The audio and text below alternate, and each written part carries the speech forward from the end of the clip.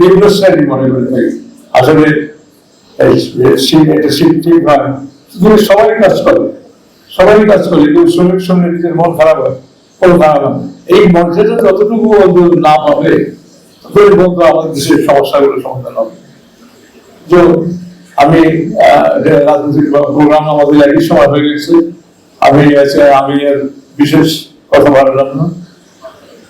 আমাদের অন্যান্য কর্মকর্তা বিরতি থাকবেন। আমি আপনাদের কাছে বিদায় নেই। আমি যে ইউনিয়নের জন্য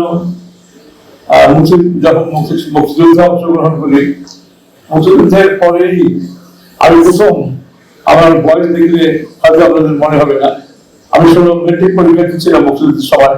মেজর জরিনের আন্ডারে আমাদের এখানে ট্রেনিং এর ব্যবস্থা হয়েছিল এবং সমস্ত সামরিক বাহিনী এবং বেসামরিক সব বিপিআর, পুলিশ আর সেনাবাহিনী এবং স্থানীয় লোকজন এখানে ঐক্যবদ্ধ ভাবে বরিশালে আমরা 1 মাস পরে বরিশাল সারা দেশ যখন হয়েছে, বরিশালে আমরা তখন ট্রেনিং করতে পেরেছিলাম এবং 1 মাস ব্যাপী আমরা বিভিন্নভাবে প্রস্তুতি নিতে পেরেছিলাম।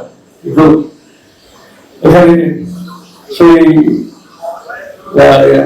জায়গায় আমরা পরে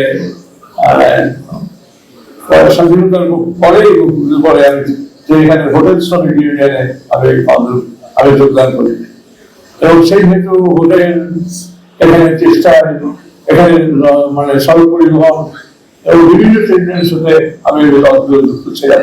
কেন জানি আমি ছাত্র রাজনীতি বেশি সবার হয়ে হয়তো কিছুদিন আমি ছাত্র রাজনীতি ছিলাম, পরবর্তী সময় আবার ট্রেড চলে যায় এবং ফেডারেশন, সড়ক পরিবহন ফেডারেশন, টেক্সটাইল ফেডারেশন আহ্বায়ক ছিলাম বাংলাদেশে।